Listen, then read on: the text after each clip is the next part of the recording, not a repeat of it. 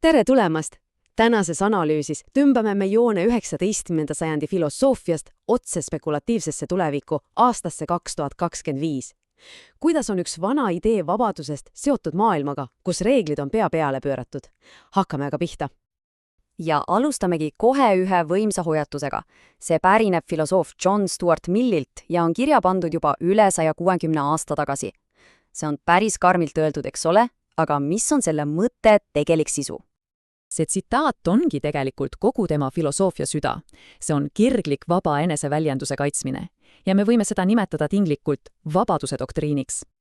Muidugi ei sündinud Milli ideed tühjast kohast. Ta oli osa palju suuremast intellektuaalsest vestlusest. Ta toitus valgustusajastus suurkujudele nagu Voltaire ja debateeris oma kaasaegse Tocqueville'iga. Aga teate, mis seal huvitav? Milli ei kartnud ainult valitsuse võimu. Ta hoiatas millegi palju peenema eest, selle eest, mida ta nimetas enamuse türanniaks. See on see nähtamatu sotsiaalne surve, avaliku arvamuse jõud, mis võib erimeelsuse lämmatada isegi siis, kui pole ühtegi keelavat seadust. Ja just siit koorubki välja tema geniaalne argument igasuguse tsensuri vastu. Sest iga kord, kui me mingi arvamuse maha surume, kui me midagi ära keelame, teeme me ühe hiiglasliku eelduse. Just nimelt, me eeldame, et see, kes keelab, on eksimatu, et tal on justkui tõe monopol. Aga Mill tuletas meelde, et kuulge, me oleme ju inimesed, me eksime ja ainus viis tõele samm-sammult lähemale jõuda on lasta ideedele omavahel kokku pürgata. Okei, see ideede vaba turg kõlab ju suurepäraselt, eks? Aga siin on konks. See kõik toimib ainult siis, kui mängureeglid on paigas, kui on olemas teatud kaitsepiirde. Need on demokraatlikud normid ja institutsioonid.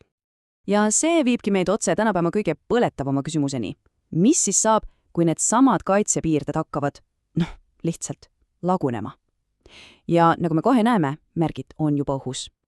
Ja vaadake seda kontrasti. See on lihtsalt uskumatu.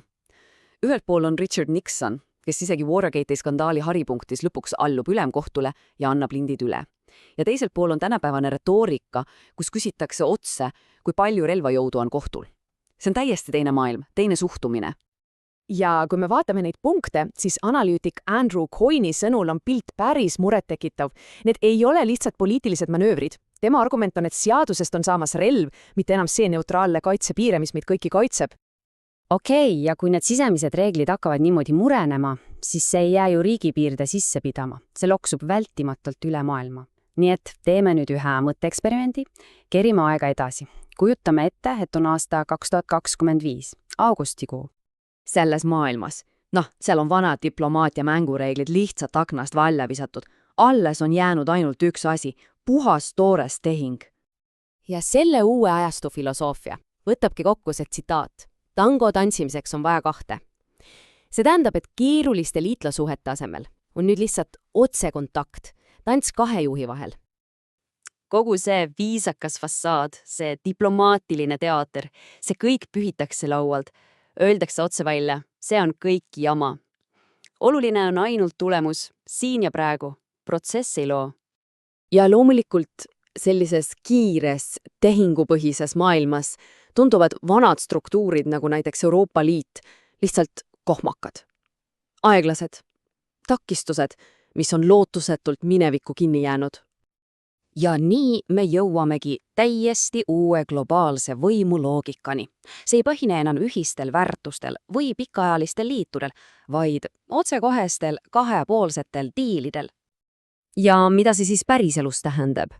Vaatame seda tabelit. Siin räägitakse potentsiaalsetest hiiglaslikest energiatehingutest Washingtoni Moskva vahel, täiesti mööda liitlastest, täiesti mööda sanktsioonidest, ainult selleks, et teenida kummagi poole kitsaid huve.